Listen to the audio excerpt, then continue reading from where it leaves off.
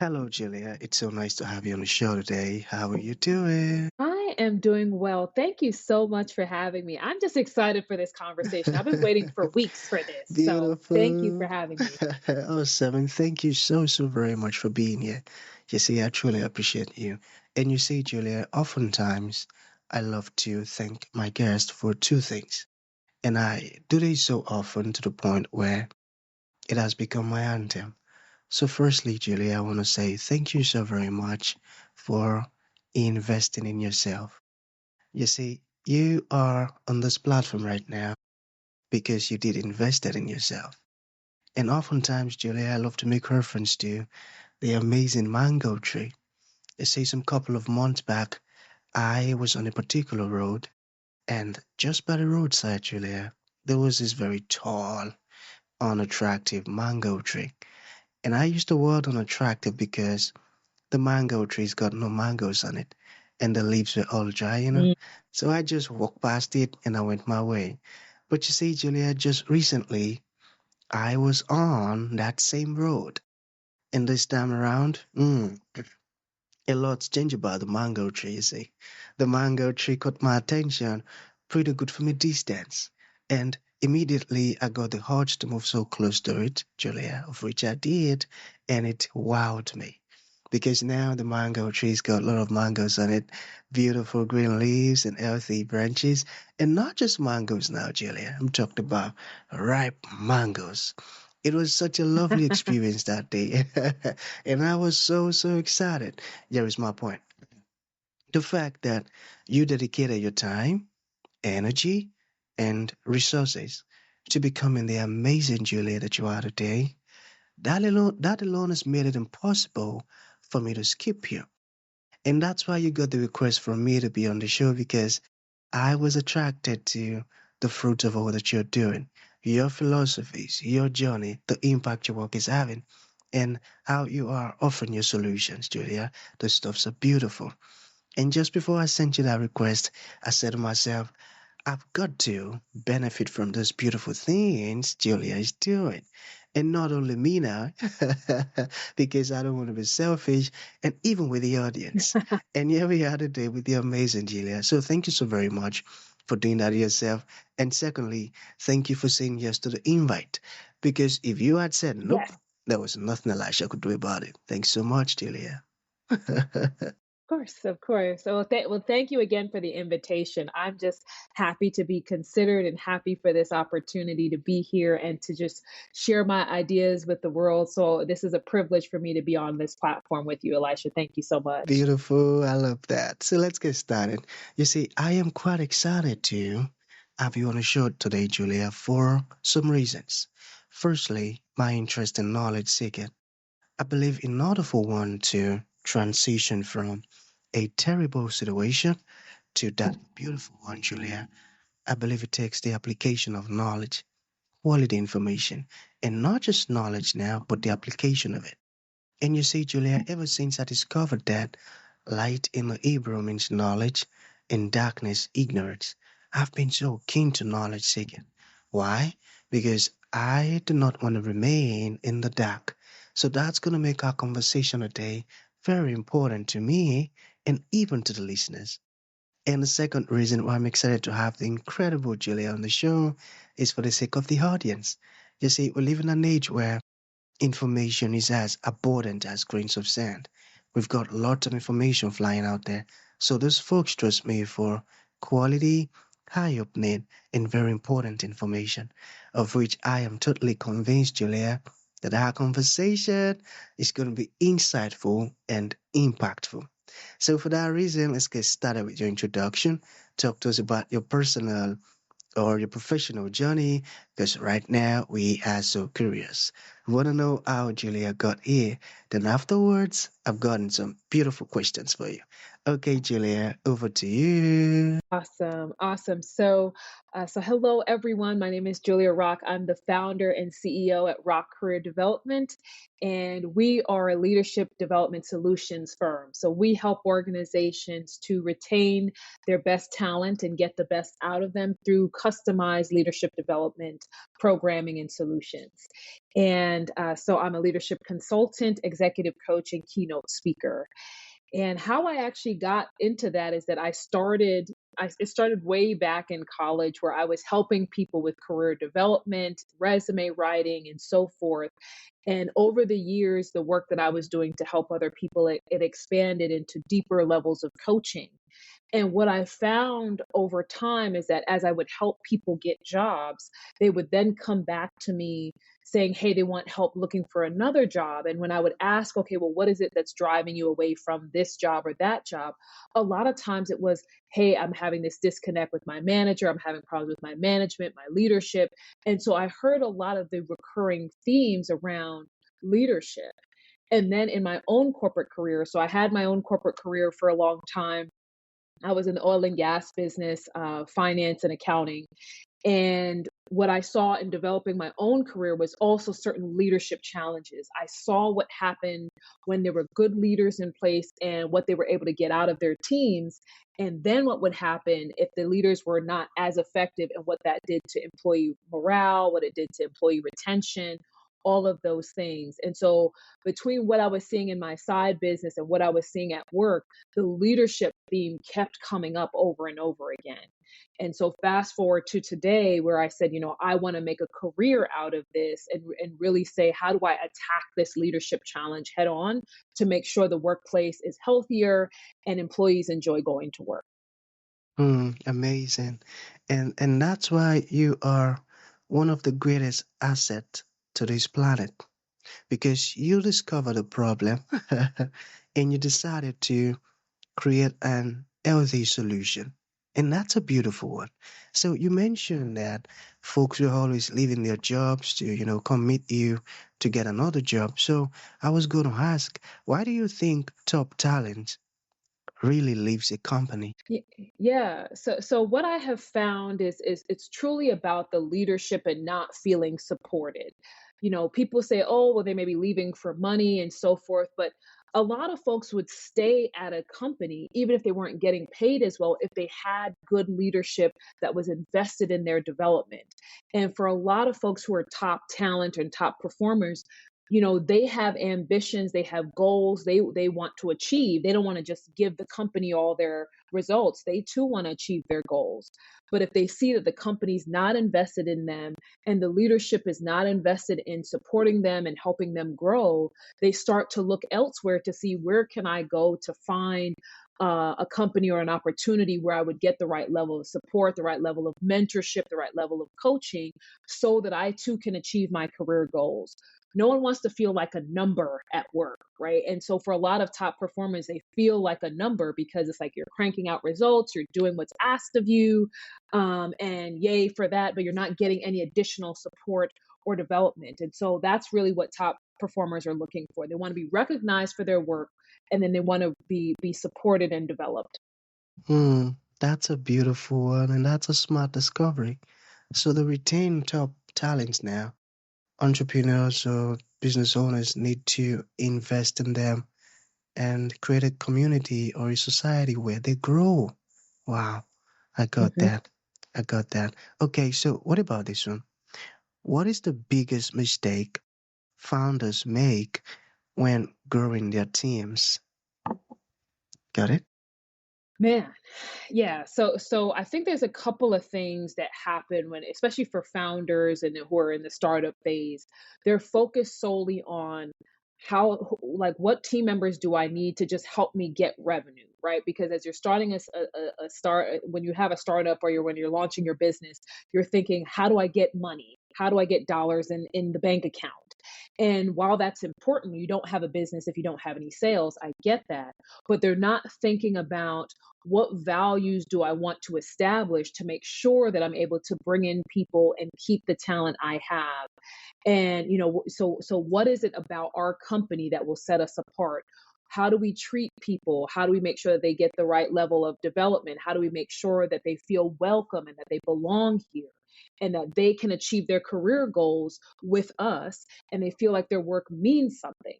But oftentimes founders are just thinking about, who do I need to get in here who can get me dollars? They're not thinking about all those kind of people related aspects. And so what happens as the company starts to grow and you have that revenue coming in, you find that you start to see people leave the organization because the culture is different. They're not getting anything out of it. They don't feel like their work is going anywhere. They feel like they're just cranking out the widgets, but they're not feeling like, okay, my work truly matters beyond just getting revenue here. And so that's really one of the biggest mistakes. So whenever I coach founders, I talk to them about, yes, you need to get revenue, but what kind of company do you want to be? What kind of environment do you want to create? What kind of leaders do you want to be? Because then you can think about, what are the right talents that I need to bring in to further that goal, and to make sure that you're creating a healthy work environment that people want to be a part of, because turnover is expensive. So even if you have the top line revenue coming in, if you're turning over people, you're losing all of that money by having to retrain people, having to implement new packages to keep people happy. So even if you have the top line dollars, you can lose a lot of profit because you're Mm, trying to fix the problem of people leaving. amazing, and I got that. And your coaching style is really smart, powerful, and unique. I love that. That's a beautiful one. So you say you say leadership isn't complicated, but it is just hard. Can you explain that? Yeah, so what I have found in all my years of studying leaders and studying kind of leadership philosophies and so forth, what I have realized is that we have overcomplicated the idea around leadership. There's some new framework or methodology or assessment or program that people feel like they have to pass or clear in order to be good leaders. But when you really take a step back and look at it, it's not that complicated, because people are not that complicated. Yes, there's some nuance, but overall, people want a few things, right? If you think about employees at work, they want to be recognized, they want to be paid well, they want their leaders to be empathetic, they want their leaders to have courage, and all. So there's a few things that they're looking for from their leaders. But what happens oftentimes in organizations is that they try to do all of the programs and the methodologies and the trainings, forgetting that you just have to go and do the work, which is getting to know your people, supporting your people, recognizing them for their work. But all of that is just hard. And so they skip the hard part and say, well, I'm going to do all the programs and the certifications and the training to make it look like I'm actually developing as a leader, instead of just going and doing the work and building the relationships with their people, because that's what's actually hard. It's so the analogy I like to use is, when you think about losing weight, right? When it comes to losing weight, you have to lower your calories and you have to increase your physical exertion, right? And that's typically the recipe. It's not complicated, but it is hard. You have to put in the work. And so the same thing happens with leadership. There are a few things that can help set you apart as a leader, but it's just hard and you have to be willing to do the work. You have to be willing to do the work. I got that. So you use a very important word while you were talking engagement.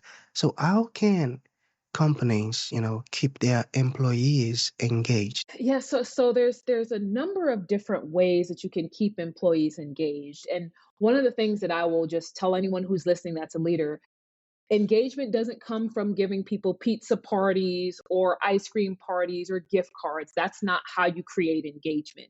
That's how you create a short-term interest or spark, so that people, maybe for a day or two, people are excited about that, and then it goes away. What employees are really looking for to engage them is, one, to show them that you're interested in them, right? If you're asking them to show up every day and give their best, you have to show up every day and give your best and show that you're interested in them, and showing them that you value what they value. And the second thing is really around building deeper relationships, right? No one's saying that you have to be best friends with your employees, but they want to know that you're interested and that you care about them and they're not just a number to you, right? So that you understand that they have personal lives, that they have things going on outside of work, and that you're willing to be understanding when things happen, in their lives as well. The other thing that I would, and I referenced this earlier, is for people to understand that their work has meaning. If you want employees to be engaged, you have to show them why their work matters, Mm, that why what they're doing every day creates some level of value, some level of, creates something for the company. And so because when you can see where your work goes and you can see the value in it, now you want to do it and you want to do more of it because, like, hey, I can actually see my work coming to life. So those are just some of the few ways that don't cost anything. They don't cost anything in order for you to help engage your employees. these are beautiful stuffs, Julia. I tell you, and everyone listening right now Thank you. can testify that you are pretty intelligent. I tell you, you're just so good at these stuffs. Thank, But you see, there is something I thank believe is you. quite inevitable, yeah, which is challenges. So, how have you been able to handle those tough times? How has the journey been so far? Yeah, so when it comes to challenges, I think it's really about regrounding yourself as to the why. Like, why do you do what you do? And so for me, that's often what I reflect on is whenever I'm going through a tough time, I feel like I'm hitting a roadblock, I ask myself the question, why do I do what I do? And part of it is because of the impact that I want to have in the world, right? In terms of making leaders better and creating better workplaces.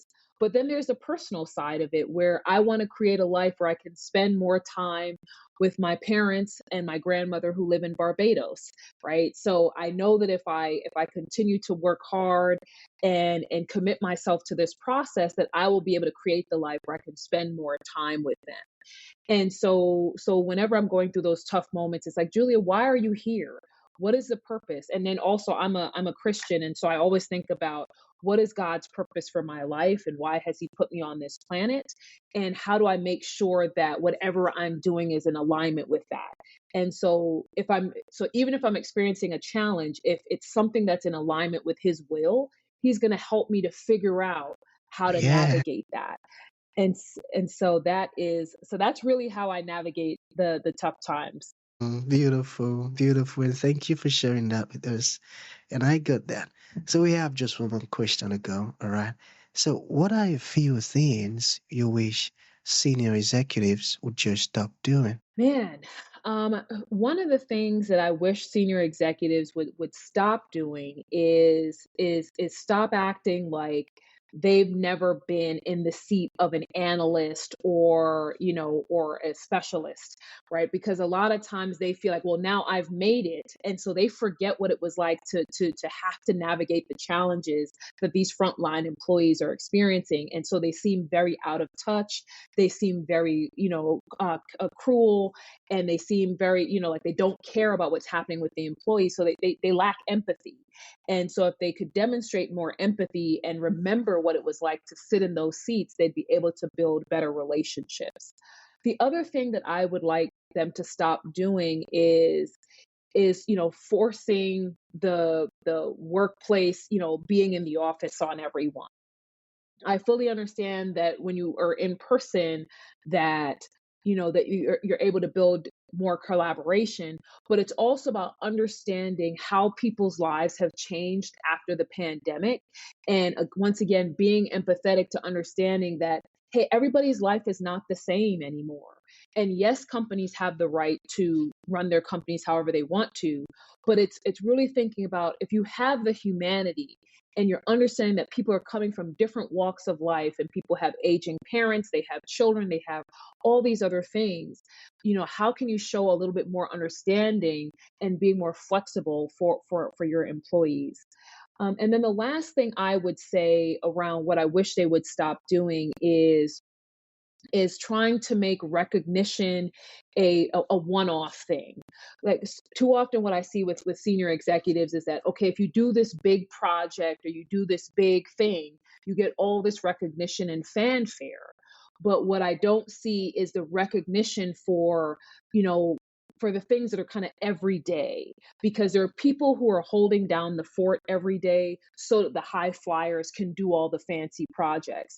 And so I wish that senior executives would invest more time in also recognizing those who are holding down the fort, those who are just kind of the steady Eddie, keeping things solid, to make sure that to help them see that their work matters, that they're valuable just like everyone else, and not feeling like they're being left behind because they're not, the high potential high flyer. Mm-hmm, got it.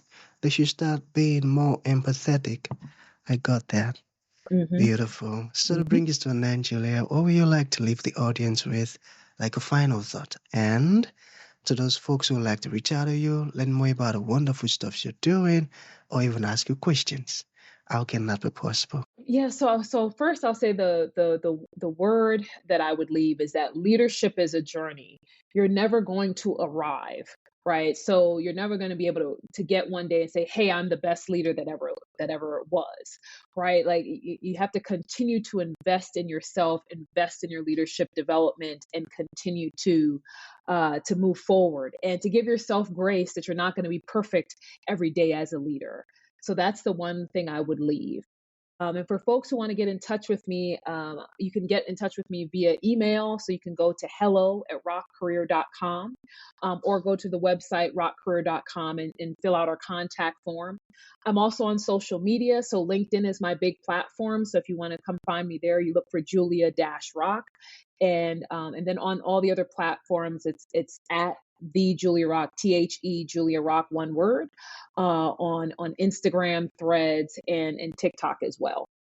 Beautiful, beautiful. You said something. You said leadership is a journey. You're never going to arrive. Can I borrow that? That's right. Absolutely, absolutely. You can Beautiful. have it from here. Awesome, Julia. Thank you so, so very much. This has been very, very insightful. I tell you, I would have to listen to our conversation again and again. Thank you so very much. Thank you for sharing this wonderful stuff with us. So that's going to be the end of the show, Julia. Thank you for coming. Thank you. Thank you so much, Elisha. Really appreciate it. Beautiful. Yeah.